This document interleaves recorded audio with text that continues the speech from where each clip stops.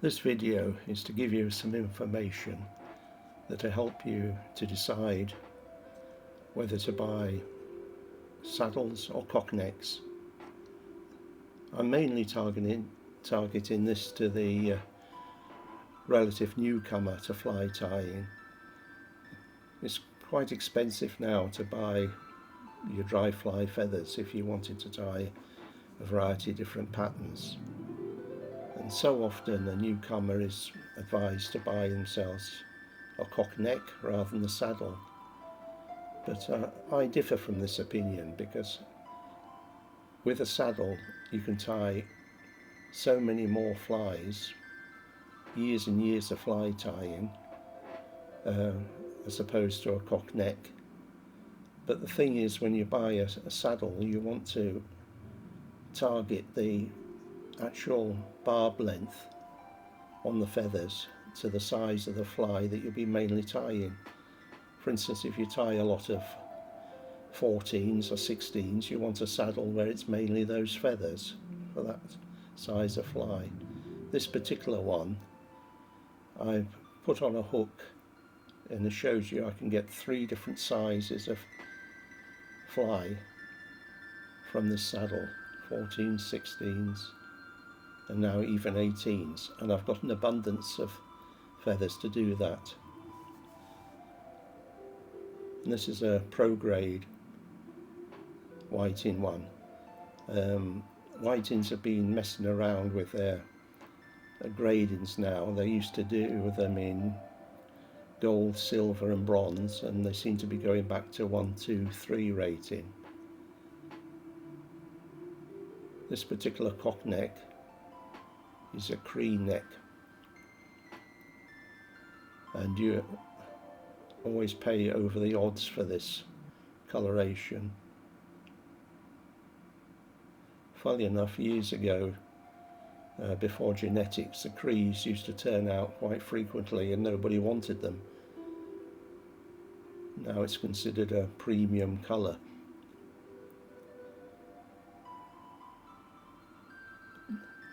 But this particular pro grade neck, the fibres are a great deal longer than they should be. So it just shows that even on whitings, amazingly high standards, that sometimes you get a bit of a, well, shall we say, a runt in the litter, you know.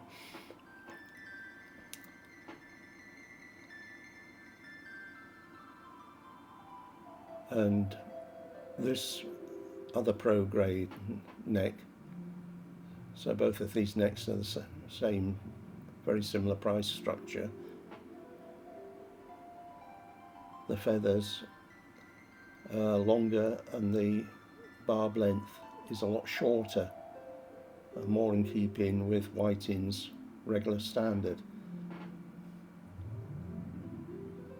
So the feathers there are about 4 inches long, and you'll tie about 3 dry flies from each feather.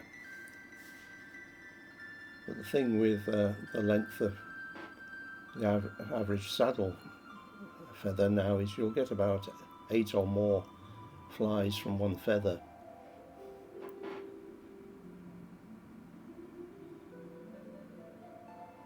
This is a bronze grade, which unfortunately, because there's no way I can show you on the screen, but the quality of these feathers is remarkable. The stiffness of the fibres is just unreal. This is a natural brown dun from whitings.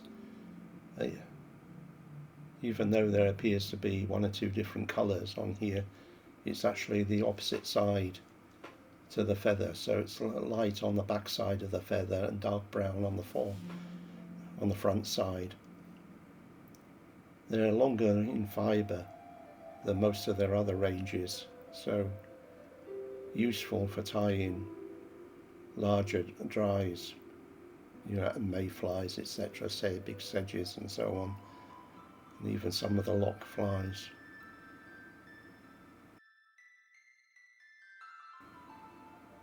A nice neck to have. I get my feathers from Lakeland fly tie-in in the UK, and this is something I've just snatched off their website, give you an indication of prices and so on. But where that company scores is the fact that they photograph the actual cape that you're buying and give you some information on the size of fly that you can expect to tie from it. For instance, on this one you can see it's got 12, 14 and 16.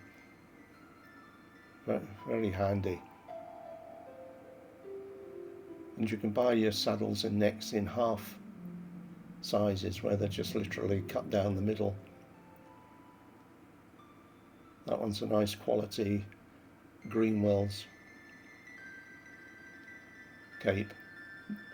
But again, if you're doing a huge amount of fly tying, it's better to get the saddle. And this is a bit of a bonus on the saddles. On the base of most of them you have these very long streamer hackles, which you could use for pike or various salmon flies, or what they call woolly buggers. So something to bear in mind. Anyway, I hope you find this slightly informative or helpful to you. Thanks for watching. Bye for now. Bye.